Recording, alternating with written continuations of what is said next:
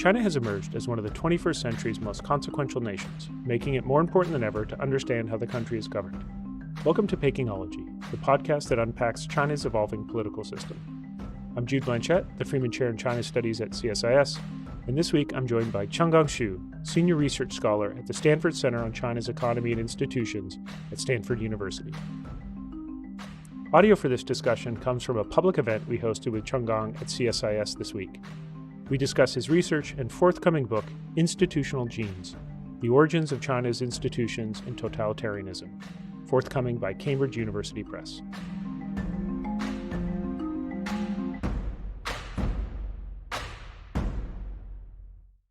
Well, good afternoon and welcome. My name is Jude Blanchette. I'm the Freeman Chair in China Studies here at CSIS, and I'm really delighted today to be hosting Chenggang Xu, who's a senior research scholar at Stanford Center for China's Economy and Institutions.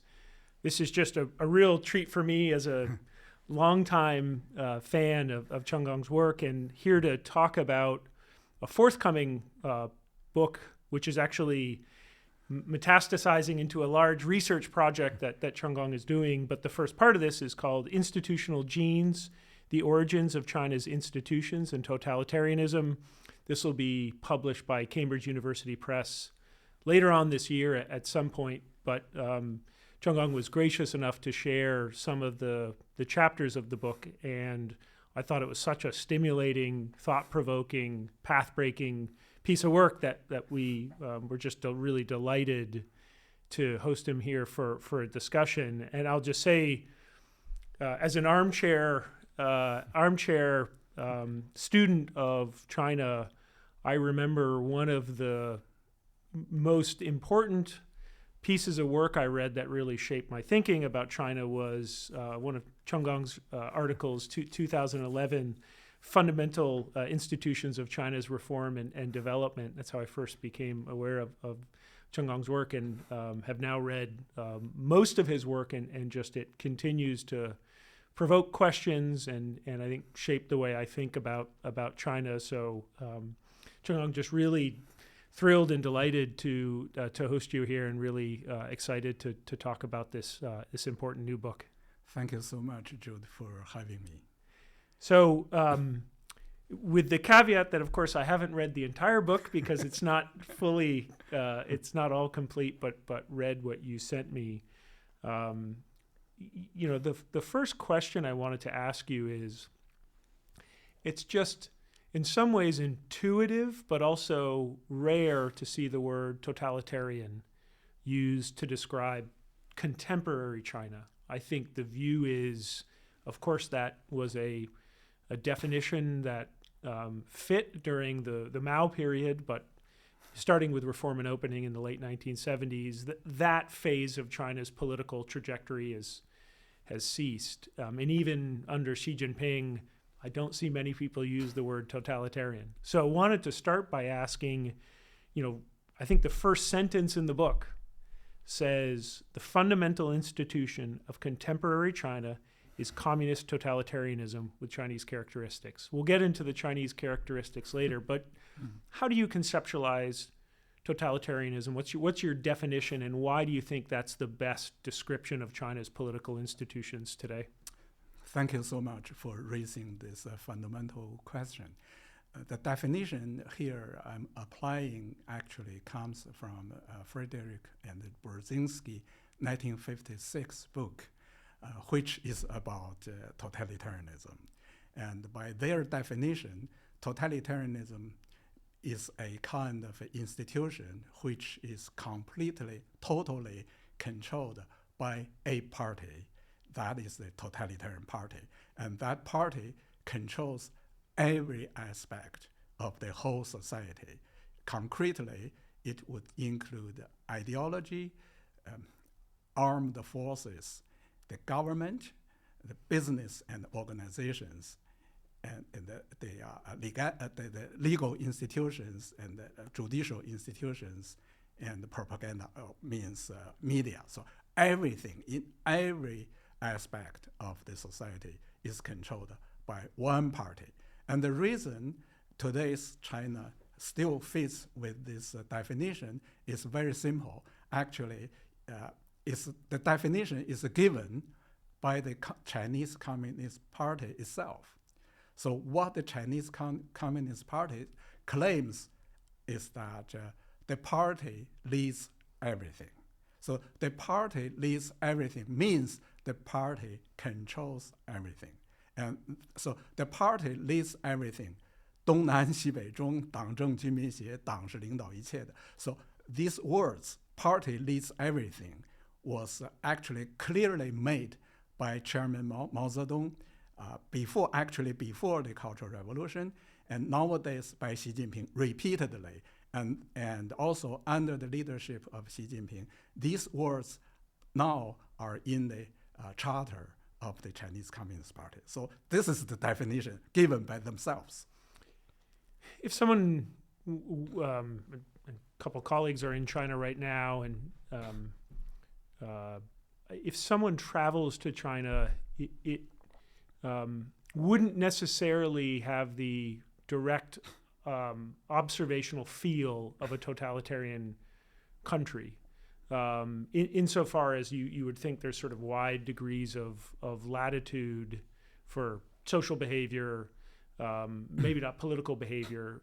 So is your definition of totalitarianism about an institutional arrangement, or is it about a sort of pattern of life? Because I think certainly being in China today, now this would depend on where you are. If you're a Uyghur in Xinjiang, I think that the feeling of totalitarianism would be much more present. But if you're a white-collar worker in Beijing, I think the difference between now and Maoist China or Stalinist Russia would be quite distinct. So I'm just trying to understand how we should think about totalitarianism as a aspiration by the party, as an institutional arrangement, or as a sort of de facto lived way of life, or maybe all three. Right. So the part of the reason that people have thoughts about either totalitarianism fits or not fit with China is because in China, the largest part of the economy is the private sector, and most employees are in private firms. And associated with the private firms, there are a very large number of NGOs, and also foreign firms. So then people may argue that they are working in a private firm or in an NGO, therefore it's not a totalitarian regime. But the matter of fact is that all the firms, regardless of the legal ownership or legal definition of the ownership, they must have a Communist Party cell, and they are controlled by the Communist Party. Moreover, all the courts are controlled by the Communist Party, and the police, all the police forces are controlled by the Communist Party. All the NGOs are controlled by the Communist Party. So then it's a matter of the preference or the strategy of the party to allow you or not allow you to do whatever they think of. So when they wanted to be relaxed a little bit, then you feel more relaxed. But if they want to tighten up, then they have every mean, and actually legally they have every mean to do it. So the zero COVID policy, the implementation of the zero COVID policy is an exhibition of their power.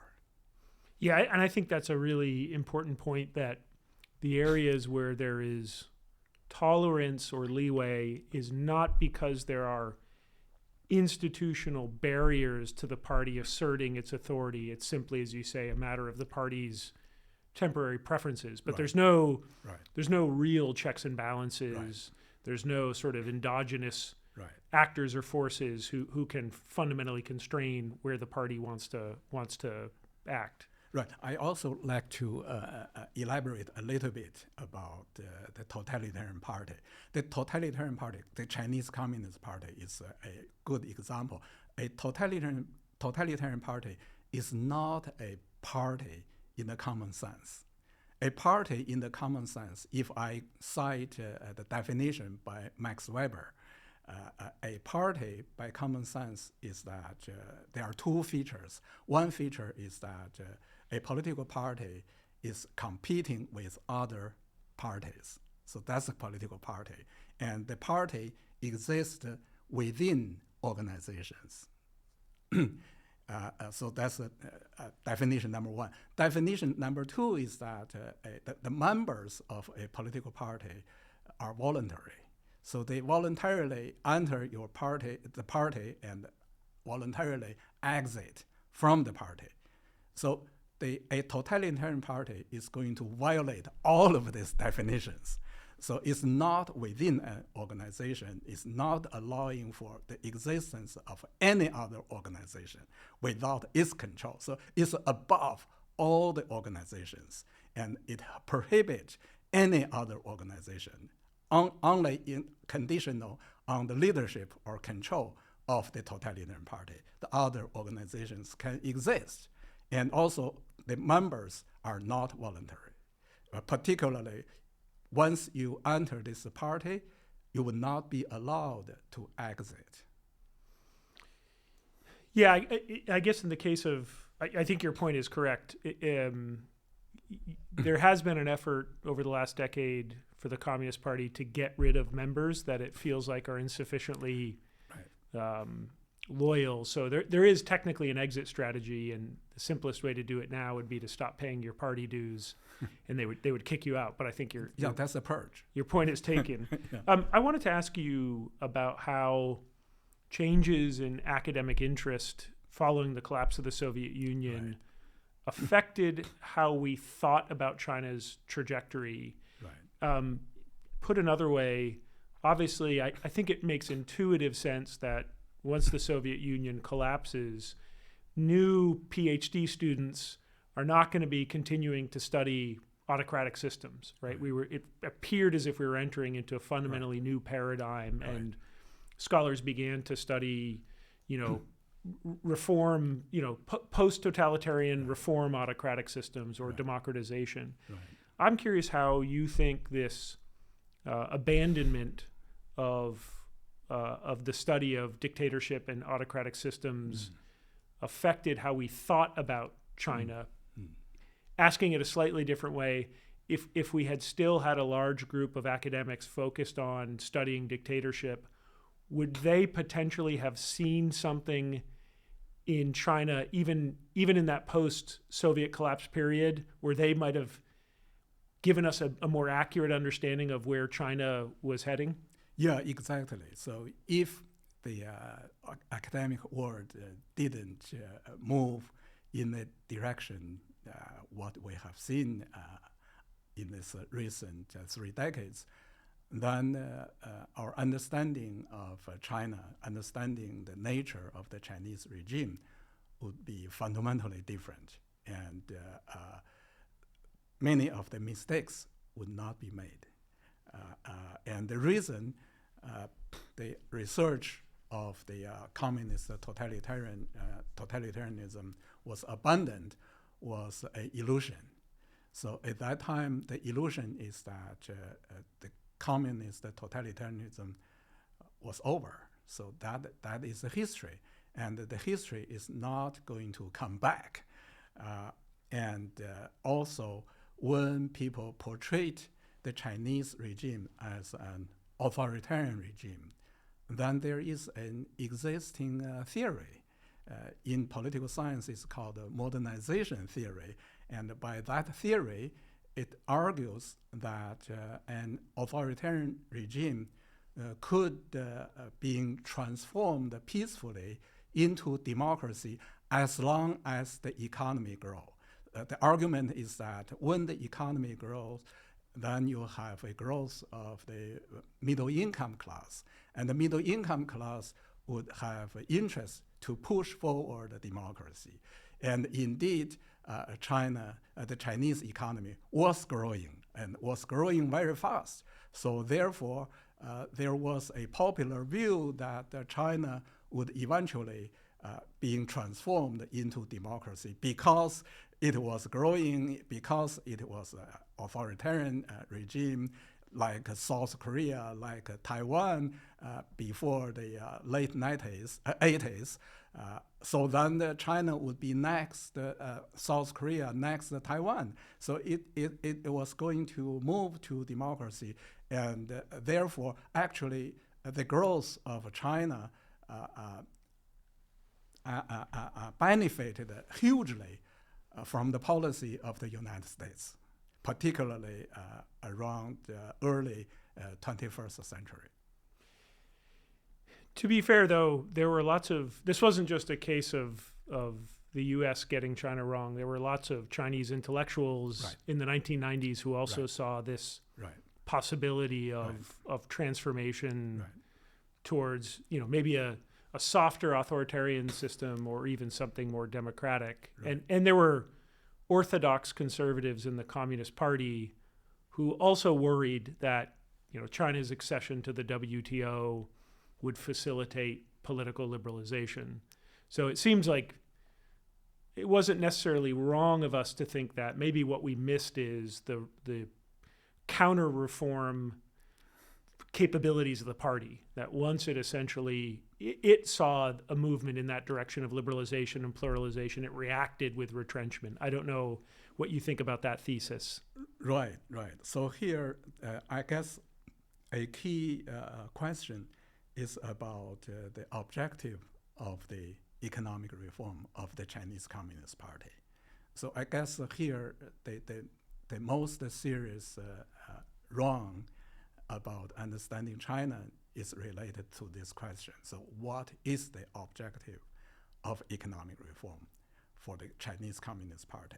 So actually, Deng Xiaoping made it crystal clear in 1979. That's before any reform being launched yet. So in 1979, Deng Xiaoping made a public announcement for the 4 cardinal principles, means the 4 red lines for whatever is going to happen in the future. And among the 4 cardinal principles, number 1 is socialism, number 2 is the leadership of the Communist Party, number 3 is ideology, which is Marxism, Leninism, Mao Zedong thought, and number 4 is the proletariat dictatorship. So these 4 principles, none of the one would be touched upon. And then in 1982, when the reform just started, Deng Xiaoping made another public speech saying that the Chinese economic reform is the same as the Leninist new economic policy. So people just ignored what he said. So it's a new economic policy of Lenin. So then we have to understand what is the new economic policy of Lenin. So when Lenin proposed the so-called new economic policy, the purpose of that is for surviving of the newly established Soviet regime. So then for surviving, the Communist Party would allow for private sector, allow for market development. And then as long as the Communist Party found comfortable, found they are stable and they are strong enough, then they are going to launch the full-fledged socialist reform or revolution. So that is a strategy, but people just ignored that. I want to turn to the book, and there's 2 concepts I first need to ask you to explain before we can move forward, and that is the concept of institutional genes. Right. And the second is this key idea of regionally decentralized totalitarianism. Let me start with the first. What is this framework of institutional genes? And related to that, how in your framework do institutions, if we're using the gene analogy, how do these replicate across national boundaries, which Right. in the case of the Soviet Union to Right, China, right, but also within Right. the Chinese context. Right, right. So to explain the institutional genes, the concept of institutional genes, I have to refer to a existing famous theory by Douglas North. So that is the path dependence theory. The path dependence theory argues that the institution changes, and the institutional changes are depending on the path of the change, which means that history matters. Because Douglas North was an economic historian. So my idea of institutional genes is actually try to explain the mechanism of path dependence. So path dependence, in my view, is a black box. So basically, it tells us a tendency of institutional changes, but it didn't explain clearly why the transformation path matters. So here, the reason the transformation path matters is because they are basic institutional elements in every institution. And these basic elements are going to be produced and reproduced by the people who pushed forward institutional changes. And the reason they are going to reproduce the existing institutional genes is because their own interests. So for their own interests, they want to keep certain elements of the old institutions in the place. So moreover, here there is another important conceptual issue about institution.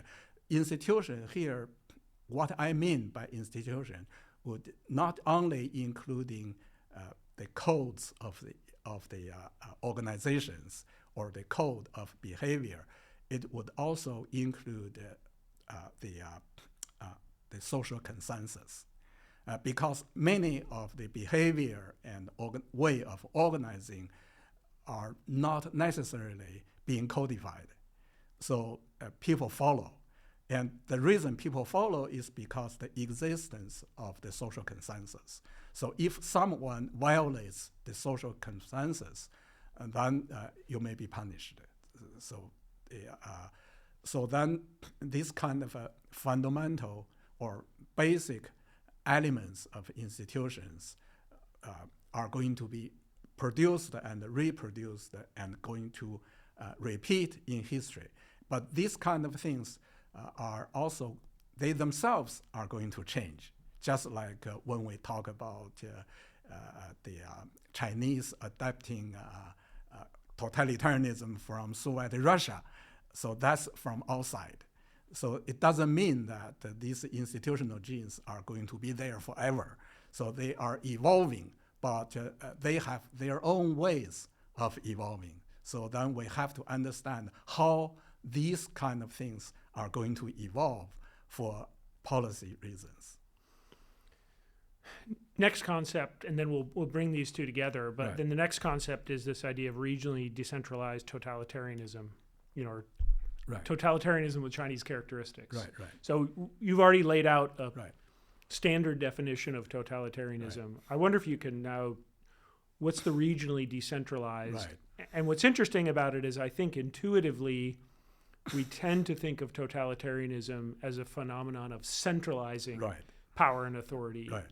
certainly not decentralization. So Right. walk us through what that regionally decentralized means. Right. You are absolutely correct that totalitarianism means centralization.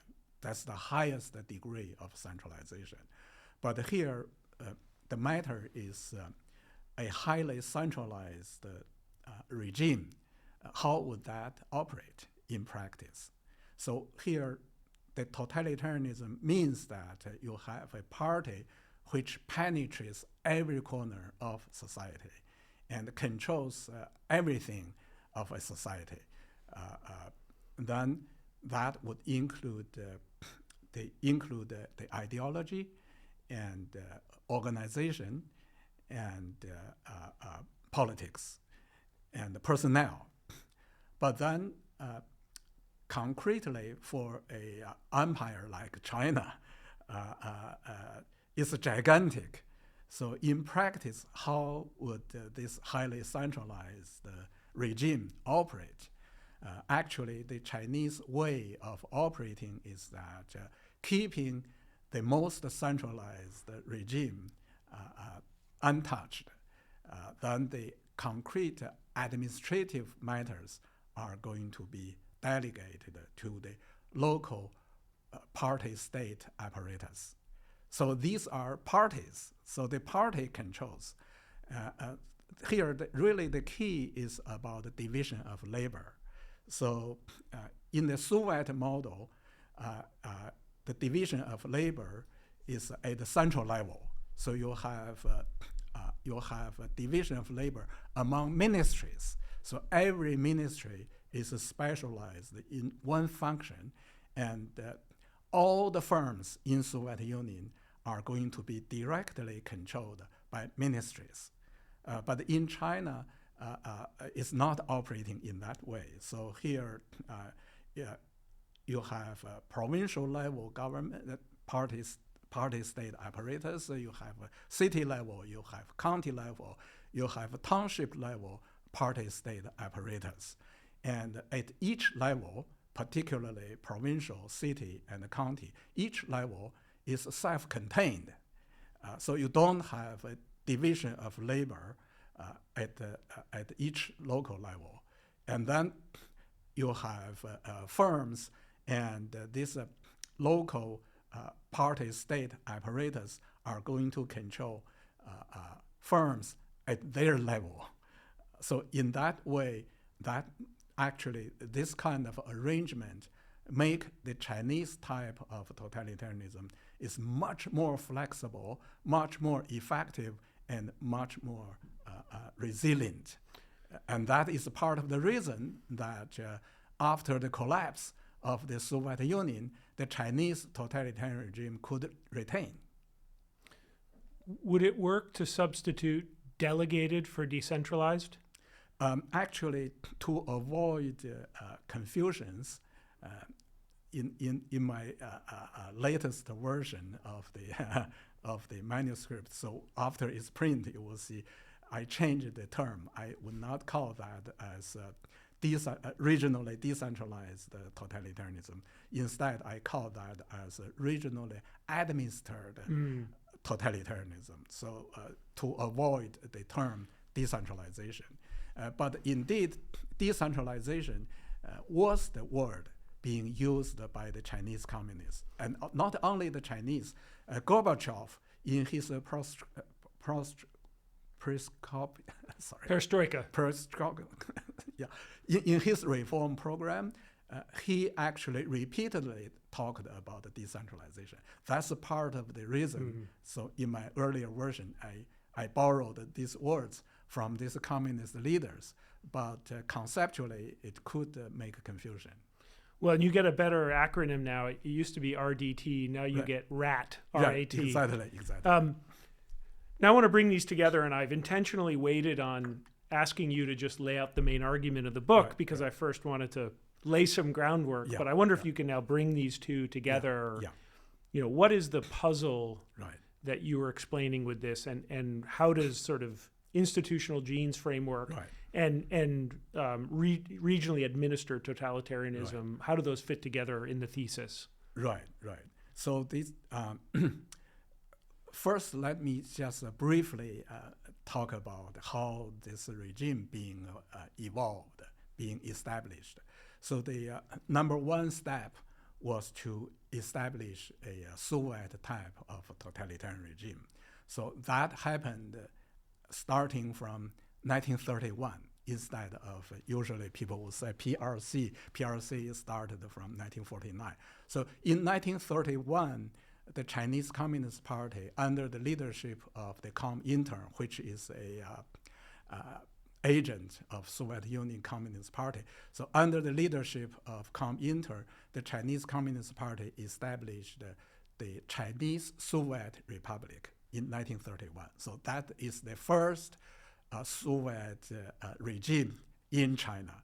And later, the PRC is simply an extension and expansion of the existing the Chinese Soviet Republic. So then up to the mid-1950s, China has accomplished replicating the Soviet type of regime in the whole continental China. But then, starting from 1958, Mao Zedong launched this so-called Great Leap Forward campaign, which actually is the first wave of moving China away from the Soviet model. So in that Great Leap Forward campaign, the central planning was completely abandoned. Instead, the central planning was replaced by these regional administrations. And then the Great Leap Forward ended up with a great failure, with nearly 40 million people died of the famine caused by the chaos of this first wave of changing regime. And then the Cultural Revolution, it was the second wave of consolidating this new regime established in the Great Leap Forward. So then at the end of the Cultural Revolution, this new regime has been consolidated, which is the foundation of the post-Mao reform. So the reason the post-Mao reform could perform the reform so effectively comparing with the counterparts in Soviet Union and in Central Eastern European communist regimes is exactly because the Chinese regime has been already transformed into this much more flexible format of totalitarianism. The regionally administered totalitarianism model makes sense to me today. We've seen a reaffirmation of the Leninist traits in the party over the last decade under Xi Jinping. It makes less sense to me if I'm thinking about the 2000s, for example, or really sort of the late 1990s. I was living in China for much of the 2000s. There was a profound sense of atrophy in the Leninist impulses and muscles of the party. Does the RAT model fit then, or do you have a different conception in mind for certain moments in the party's trajectory? Right. It's a great question. Indeed, associated with the economic reform, an essential part of this success of the reform is the private sector. So the reason under the communist rule, the private sector could grow that fast and could become the major part of the Chinese economy was exactly because of this regional administration. So all the regional party state apparatus had strong incentives to grow fast. And for implementing their their aim of growing, they allowed for private firms to grow. So when the private firms grow, and then associated with the private firms, you have a huge amount of NGOs growing as well. So then you had a sort of civil society emerging from China. So under that kind of a situation, and also in parallel to all of this, there was a relaxing of the control over ideology. So you have economics, political science, sociology, anthropology, legal theories, all coming from the West into the Chinese university, into their curriculum, formal curriculum. So in that sense, in that period of time, China was moving towards a kind of authoritarian regime. So the so-called authoritarian regime compared with totalitarianism means that there is a limited pluralism. So this limited pluralism made people have this kind of feeling that it's possible. So if China is moving towards authoritarianism, if eventually China became an authoritarian regime, then China is going to replicate what Taiwan has done, what South Korea has done. But here the key point is that it was under the control of communism, a communist party, and the Communist Party was actually highly alerted about this moving towards an authoritarian regime. Concretely, that alarm started from the very beginning of the 21st century, when the private firms were growing so fast, and most of the private firms did not have party cells. Most entrepreneurs were not party members, and which means that supposedly in a totalitarian regime, the Communist Party controls everything. But now you have the majority of employees are working in private firms, and these firms don't have party cell. Means the party is losing control. So the party got highly alerted about this situation. So then they have designed the strategies to regain the control. And eventually, we had this recent 10 years of reversal.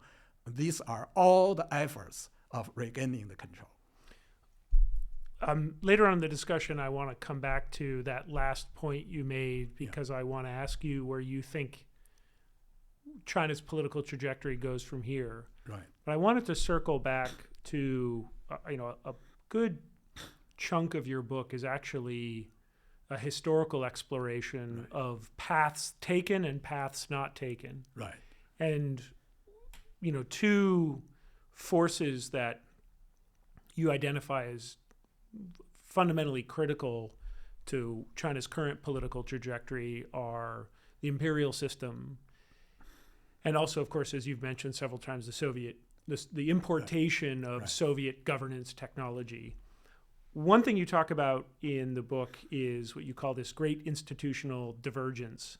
But one interesting thing is, if we were looking at the intellectual discussions happening in China, at the end of the 19th century, beginning of the early 20th century, I think we could make a convincing case that China is heading towards some type of liberal constitutional monarchy, something where you have a regime type embedded in a constitutional system, right? Intellectuals like Liang Qichao, Yan Fu, Chen Du, even sort of Marxists like Chen Duxiu. If it's 1918, this is a very liberal, tolerant, humanistic sort of form of Marxism that is being discussed. How do you explain how we go from Liang Qichao and the 100 Days Reform and the possibilities of some form of constitutional government to, several decades later, the fact that, arguably one of the dominant intellectual movements is about borrowing from the Soviet Union, and ends up building a sort of totalitarian system. Where did that movement towards constitutionalism lose its way, and why did the Soviet governance technology end up replicating so effectively? Right. Yeah, actually, one of the major reasons that I bothered to develop this concept of institutional genes is to understand this kind of historical trajectories. So my explanation is that to transform from the Chinese empire or this Chinese type of imperial system into constitutional democracy actually requires certain institutional genes. And these institutional genes would include solid private ownership, which means that you have a large number of citizens who have private property and who are consciously protecting their rights. So only with that kind of a condition, so I call that as institutional genes, then you have a social consensus that individuals have their rights. And also, this social consensus is going to be associated with their power. Power means that they are able to organize themselves and to make their voice and to push forward.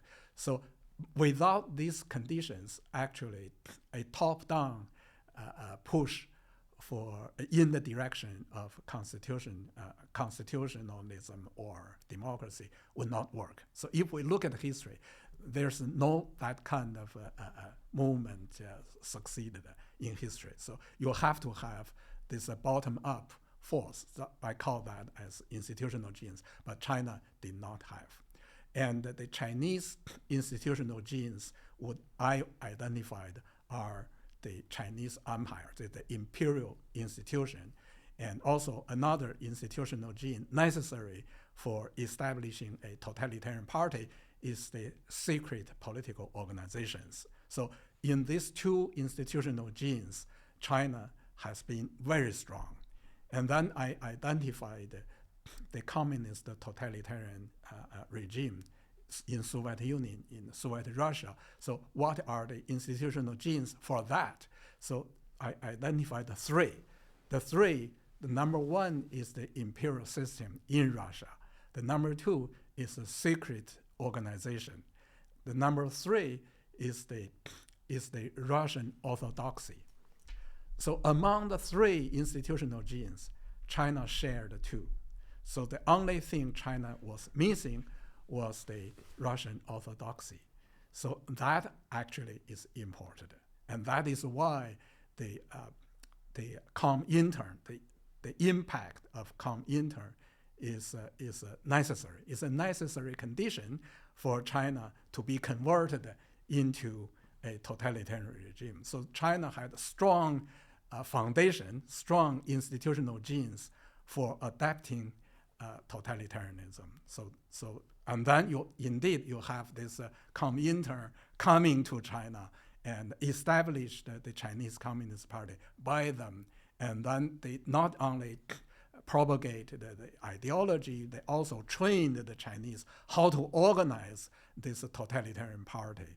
So not only the Chinese communists, including the Kuomintang, they were all trained by the Comintern. And also militarily, they were trained by the Comintern. So then with this help, but so sometimes people may say that it was completely due to the effort of Comintern. That is wrong, because the Comintern actually worked everywhere, and their major target was Germany and Western Europe, but they failed everywhere. But they succeeded greatly in China. The reason is because China had the institutional genes for developing that kind of institution. But in Western Europe, there was no such institutional genes for them to succeed. Let me use that as a segue to, I want to spend some time asking you about where you think China goes from here. And I think if I can pick up on one thread, one of the things as a lay student that I don't understand always, though, is it seems like sometimes the explanation you just had can lead to this sort of institutional determinacy, because change is never possible, because China emerged from a certain historical context, as you say, more fertile for potentially autocratic governance, and therefore that's just the permanent trajectory of China. Yet, obviously, China has seen massive swings and changes even over the last 4 decades. I take your point that Deng Xiaoping, Deng Lichun, Hu Qiaomu, put in place the 4 cardinal principles, and Deng had limits to how far he was willing to reform. But nonetheless, I don't think anyone was predicting in 1977 that China would go in the direction that it went, right? I think that, and certainly conservatives in the party were very worried about the trajectory. So how do you fit change within a context of path dependency and the weight of history on shaping institutional choices? And the reason I'm asking this because I want to get to the next question, which is change in the future possible? But first on this one, how is any change possible given your argument that you just made? Right. Okay. Great. We mentioned about the changes during the reform. So we mentioned the very fast growth of private sector, and that actually not only benefited to the growth of the economy, not only saved the communist regime in China, but also at the same time, I would argue that new institutional genes have been emerged during that process. So what are these new institutional genes? These are private ownership. These are the consciousness of many individuals in China with their rights. So they have the conscience about their rights. So they work very hard, try to protect their private rights. So it includes property rights and other aspects of human rights.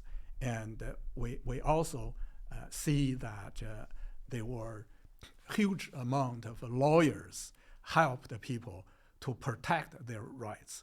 And there were also civil society operating in China try to help people to protect their rights or to improve social welfare. So all of these, I regard them as new institutional genes. And these new institutional genes are the necessary conditions for China to move forward towards democracy.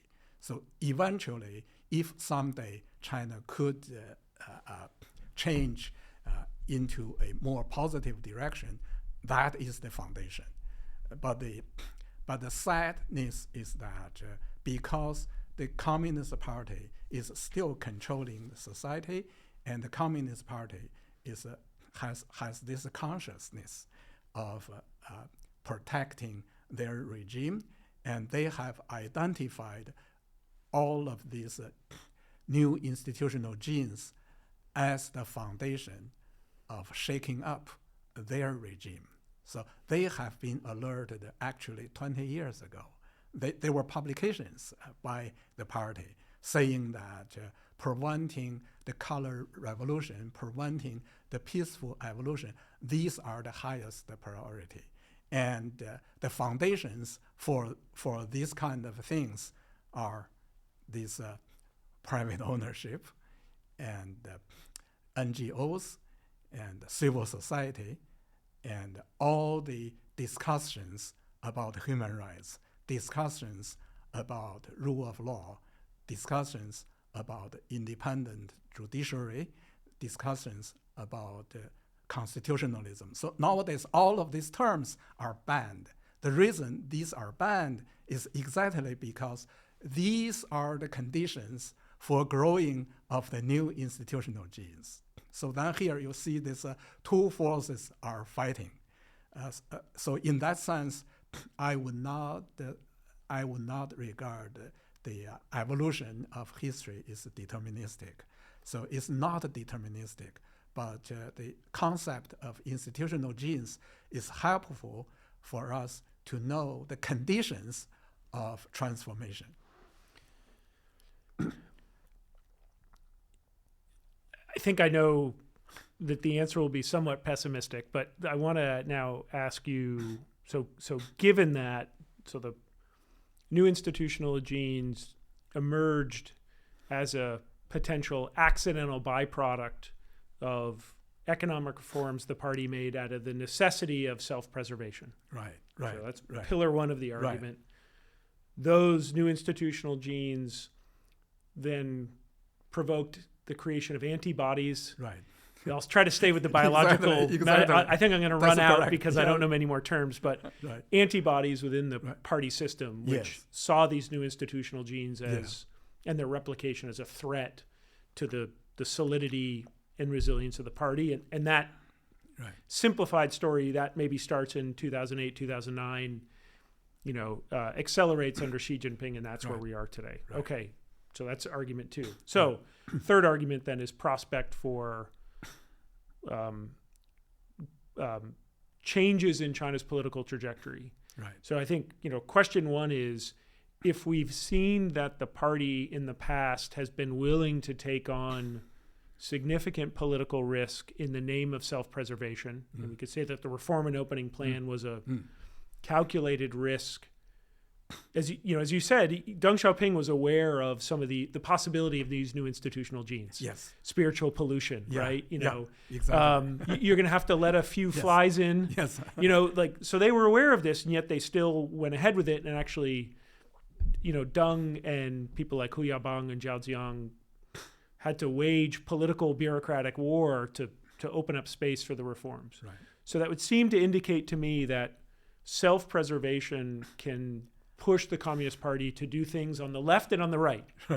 Right? So what prospect is there if we think about China's current economic trajectory and we imagine that the slowdown is going to be a secular phenomenon?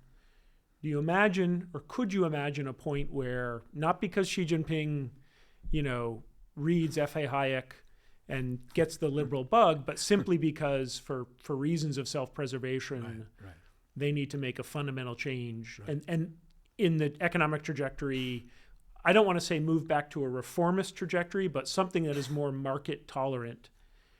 Do you see that as possible under the current leadership, given that idea that self-preservation means the party will do all sorts of things to save itself? Right. Yeah. So here, indeed, this totalitarian party is in self-contradiction because definitely their objective is to preserving their power. So that's the ultimate goal. But for fulfilling that goal, they have to keep the economy growing. Otherwise, their theory is a Marxist theory. So according to Marxist theory, so if the growth of that particular type of institution is slower than the capitalist economy, then it's a proof of inferior. So you don't want to prove that you are failing. So that's for legitimate issue. And actually, even more urgent than legitimacy is social stability. So when the economy is failing, then they face pressures of instability. So for all of these reasons, keeping the economy growing is necessary. But keeping the economy growing is a very, very difficult task to the Chinese Communist Party if they worry so much about the private sector, and they worry so much about the capitalist spirit. So to keep the economy growing, they rely on private sector. They rely on capitalist spirit. But all of these are in contradiction to the party's ideology and to the totalitarian regime. But they are in deep contradiction. But if they choose the trajectory of controlling they thought that is safer politically, then almost for sure that the economy is going to decline and to decline further. But when the economy declines further, then it's going to destabilize the whole society. So when the whole society is destabilized, what do they do? So then basically you have two possibilities. So one possibility is the trajectory of North Korea. So that is the model. And actually the trajectory of North Korea, China itself experienced a similar period of time, particularly the Great Leap Forward and the Cultural Revolution. So the party controls society very tightly and purge huge amount of people within its own people. So that possibility cannot be ruled out. And then the other possibility is that the Communist Party may force to make a change. So there were two lessons the Chinese Communist Party learned from Soviet Union, from the collapse of Soviet Union. The lesson number one is the failure of economic reform. So actually, currently, China is in that trajectory, is failing. And the other major lesson they learned from Soviet Union was the emergence of Gorbachev.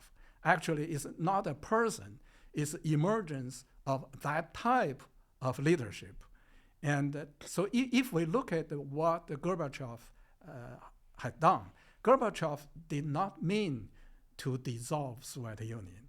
Gorbachev tried every best to preserve Soviet Union, to preserve a communist regime. And what Gorbachev actually called for was exactly Lenin's new economic policy.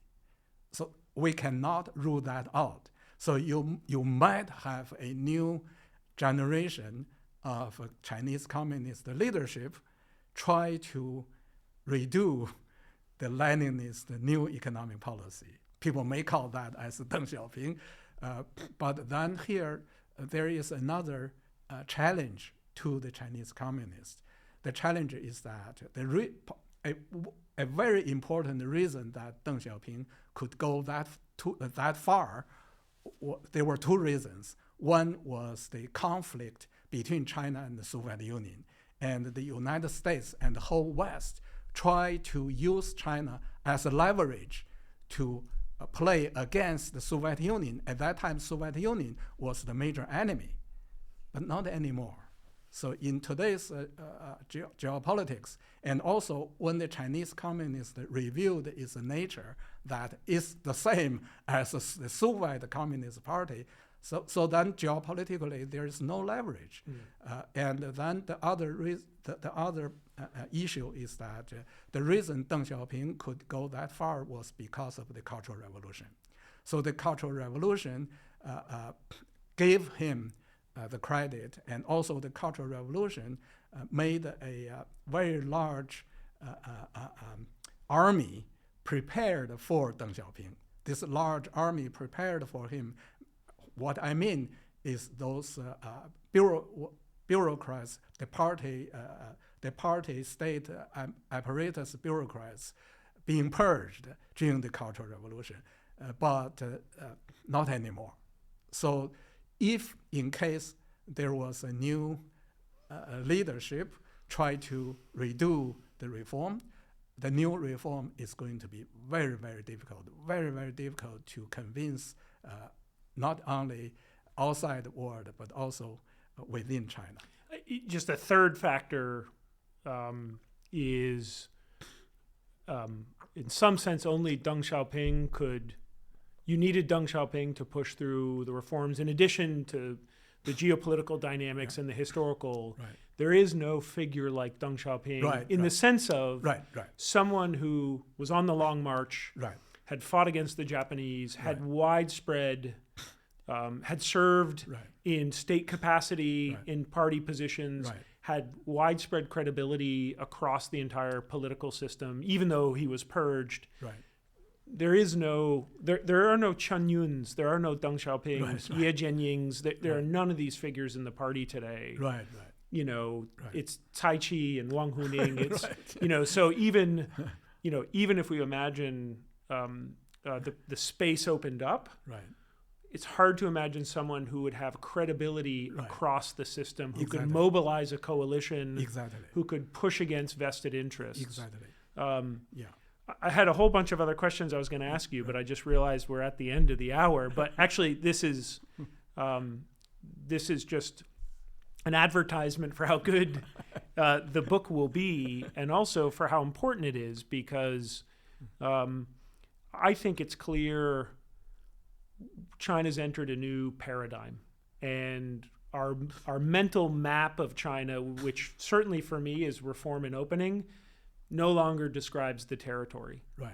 And we now have to, I think, sharpen our analytical tools to understand where Right. China's political system is going, Right. and do so, I think, informed by history, but also by thinkers like yourself who are helping give us tools and frameworks to explore this just extraordinarily important topic. Thank you. So I want to thank you for coming here today. I want to thank you for again all your work, which has taught me so much over the decades as I've tried to be a student of China, and I'm really looking forward to the book when it's published later this year. Thank you so much for these stimulating questions and great comments. Thank you.